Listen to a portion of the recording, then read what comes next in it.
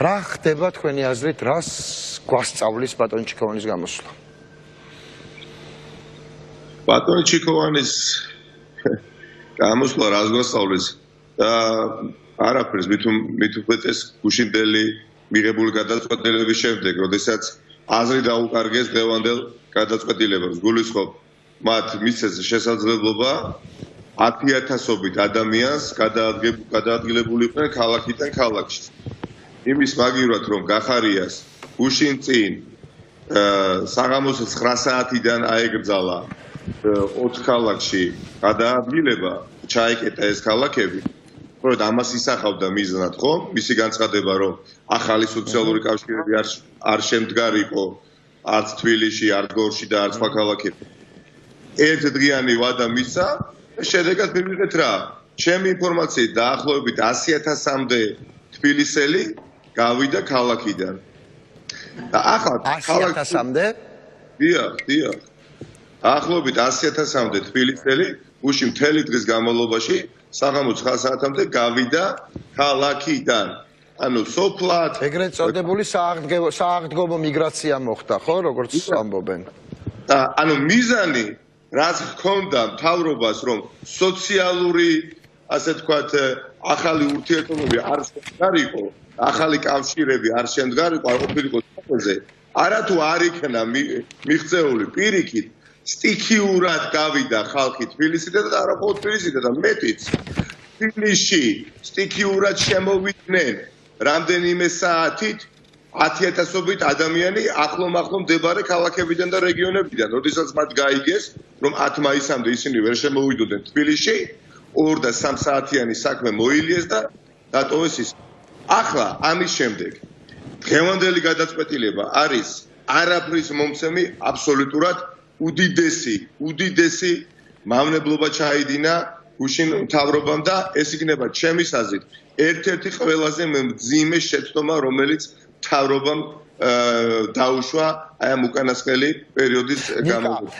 გუშინდელი გადაწყვეტილება გავიგებ, მთავრობის დღევანდელი გადაწყვეტილება არ გეჩვენება, რომ მთლიანად მოკლა არის ქალაქების, ანუ შიდა გადაადგილების აკრძალვას გულისხმობ, პრაქტიკულად ყველა ეკონომიკური აქტივობა გაჩერდა და არავინ არ იცის ხვალ როგორ უნდა გაგრძელდეს ცხოვრება. ეხაც ეს დღევანდელი გადაწყვეტილება მე პირადად ჩემზე ტოვებ შტაბ-შილებას აიხსნება შემდეგნაირად, რომ თითქოს რაღაცას აკეთებდა. აი თითქოს რაღაცა პროცესს მართავენ. ამიტომ გავაკეთე ის შესავალი გუშინდელი გადაწყვეტილების შემდეგ დღევანდელი მით უფრო აზრს მოკლებულია. უკვე საშინელება გააკეთეს ეს 100,000 ადამიანი მინიმუმ მე ვამბობ, ჩემი ყურად მინიმუმ 100,000 ადამიანი არის ქალაქიდან გასული, ხო? თავთავიან ნათესავებთან ეხლა რომ შეიკრიბებიან, მეზობლებთან და გაიტანა ინფექცია, მოდით ასე ვთქვა ქალაქში. ეს ხალხი ხო ჩამოვა უკან. რამდენი შვილი ჩავა ბებიასთან ეხლა, რამდენი შვილი ჩავა ბაბუასთან, ბიცოლასთან, არ ვიცი მე ბიძასთან. ხო, დღევანდელი გადაწყვეტილება არაფერს არ ამსახურება გარდა იმისა, რომ უბრალოდ მათ რაღაცა ბრიფინგი ჩაატარეს და გაჭირვებულ ადამიანებს კიდევ უფრო გაუარესებს ცხოვრებას. თორე ხა მანქანით ხო არ გადადის ვირუსი ბოლო-ბოლო ხალხო. მანქანით გადადის ვირუსი? რა რო აკრძალეს არა მე ვფიქრობ რომ გასრულიად გასაგებია რაც ხდეს ეკლესიაში წასulis აკრძალვა გააკეთეს მაგრამ მე მგონი უარესი მოხდება და ფეხით ცვლელობებს ვიხილავთ კოლექტიურს კიდევ უფრო უარეს ვნახავთ ჩემი აზრით მაგრამ ნუ როგორც არის შემდეგ ნიკა რა უნდა მოხდეს თქვენი აზრით რა უნდა გაკეთდეს უახლოეს მომავალში და რას გეგმავთ ეგ მითხარით და გადავალთ შემდეგ სტუმართან დიახაც მე არ შემიძლია არ თქვა გასაგებია რას ცდილობს ხელისუფლება გასაგებია რას ცდილობს საპატრიარქო და ერთმანეთად ბრძოლაში მივიღეთ და მივედით იმ შედეგამდე, რა შედეგამდეც მივედით და აგერ უკვე ხედავთ რომ აღარ ბატონი პატაიმნაძე მალავს რეალობას, მაგრამ მე კიდევ უფრო მეტად გულს მწყვეტს ადამიანთა ის კატეგორია, რომელთაც აქვს გავლენა ამა თუ იმ ჯგუფებზე და ჩუმად არიან და ხმას არ იღებენ.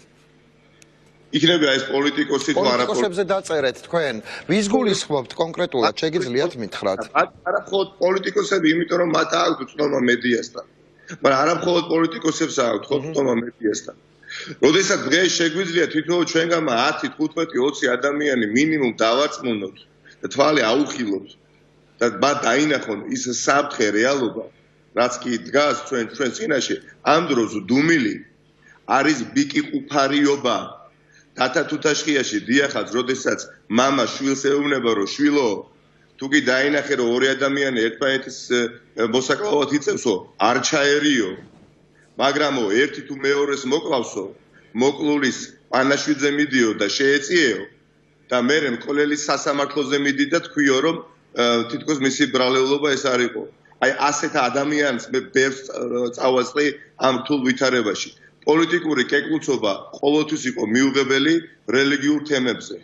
მაგრამ ახლა განსაკუთრებით მიუღებელია, როდესაც სასწორზე დევს საზოგადოებრივი ჯანმრთელობა. და გულისწყდება მათ შორის ექიმებზეც კი, რომლებიც ვერ საუბრობენ. მთავრობის დამოკიდებულება შემიფასე ეკლესიის და გამოსავალი რა არის შენი აზრით და გადავდივართ შემდეგ სტუმართან. გამოსავალი, ბოლოს დავიწყე. გამოსავალი არის სიმართლეზე საუბარი. სიმართლე უნდა ვთქვა რა არის ეს სიმართლე ნიკა? რაც შეიძლება ყველა, რასაც თქვენ აკეთებთ ახლა ამ გადაცემაშიც, მათ შორის, ყველამ უნდა ვისაუბროთ. დღეს ჯანსაღად მოაზროვნე ადამიანი გაცილებით მეტი არის. უბრალოდ ვიღაცას ინტერესის გამო ებრძვის, ამას არ უნდა გადაყვეს ასობით ადამიანი და სიკვდილის, ასე თქვა, რიგი არ უნდა დადგეს და მართლმსაჯულები არ უნდა გამოვიდეს ოჯახებიდან. მე მეწოდება მართლაც ის მეტპერსონალი წარმომადგენლები.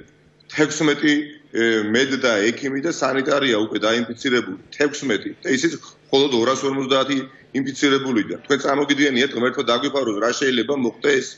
მართლა სანამ ხოროტინს არ დავიწყეთ და ექიმის ზევნას თვალებით არ დავიწყეთ და ეს ექიმები სახეზე ვეღარ იქნებიან, იმიტომ რომ თავად იქნებიან კარანტინში შესულები. მანამ ვერ მივხვდებით, რომ საქმე გვაქვს მართლა მომაკვდინებელ ვირუსთან? ვერ მივხვდებით, რომ მადლობთ ნიკა. მადლობთ. ჩვენ მივხვდებით თუ არა, ერთია ხელისუფლება ამას ხვდება, გვაფრთხილებს, რომ ძალიან მალე ეს თუ მოხდა, ჩვენ ჯანდაცვის სისტემის გამტარიანობა უბრალოდ მინიმუმზეც კი ვერ შეასრულებს ამ ამოცანას, მაგრამ პარალელურად აკეთებს ამას. ეს არის სასიკვდილო თამაშები, მე პირდაპირ ვიტყოდი, გამოცხადებული სიკვდილის ქრონიკა, ჩემი საყვარელი ავტორის საყვარელი ერთ-ერთი უსაყვარლესი მოთხრობა, ეს არის გამოცხადებული სიკვდილის ქრონიკა, იმედი მაქვს, სასიკვდილო შედეგი, იმედი ფუჭია, რა თქმა უნდა, დადგება ხშირ შემთხვევაში, მაგრამ იმედია, რომ არც თუ ძალიან ხშირში. ჩვენ კიდევ დრო აქვს ხელისუფლებას მოვიდეს გონს და დაამთავროს ამ ორსკამზე ჯდომას და მიიღოს გადაწყვეტილებები ისეთი, როგორიც უნდა მიიღოს სახელმწიფოებრივი და ჯერ კიდევ აქვს საპატრიარქოს დრო, რომ მიიღოს სწორი გადაწყვეტილება. რამხელა ასე თქვა ფარისევლობა საქვს ადგილი, როდესაც გახარია საუბრო. ხედავთ ნიკა, რომ ამას საპატრიარქო არ გააკეთებს. ძალიან დიდი მადლობა. ფარისევლობა არის ის რაც ბიბლიაში წერია ღვთისმსახურებზე. დანარჩენი ბევრი არაფერი წერია დიდად. ძალიან დიდი მადლობა ნიკა მელია. და ერთად დავასრულეთ. არავის არ უთქვას, რამხელა ფარისევლობას აქვს ადგილი გახარიასგან. არც ერთ ადამიანს არ უთქვას, რომ ეკლესია უნდა დაიკეტოს. არც ერთ ადამიანს. მაგრამ ბევრს უთქვამს ის, რაც მაგალითად ბათუმის ეპარქიამ გააკეთა, ხო გუში? როდესაც ღვთისმსახურება ჩატარდება ბრევლის თანდასწრების გარეშე. ამაზეა საუბარი და გახარია ბრიფინგს ატარებს და ამბობს, რომ ეკლესია არ დაიკეტებაო, წარმოგიდგენიათ, აქაც კი პოლიტიკური ფულების ნადირობს. ეს ადამიანი თითქოს ვიღაცა ამბობს, რომ დაიკეტოს. მადლობა. ძალიან დიდი მადლობა, ნიკა მელია იყო ჩვენთან ერთად.